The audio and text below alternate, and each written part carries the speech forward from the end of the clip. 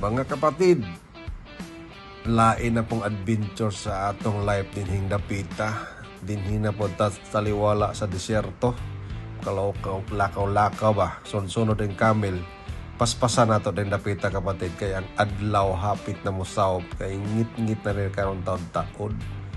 Ang mga kamel ba? Ipanggutom na niya mo. Paspas og lakaw. Mauni din akong lingaw. Samtang narbaho ta nya di apoy nating gamay sige pangita ni siyang inahan kay gutom na ni gusto na pud ni siya nang mututoy ba unya kay gipang uhaw mga ang inahan o mga kaubanan pang mga kamel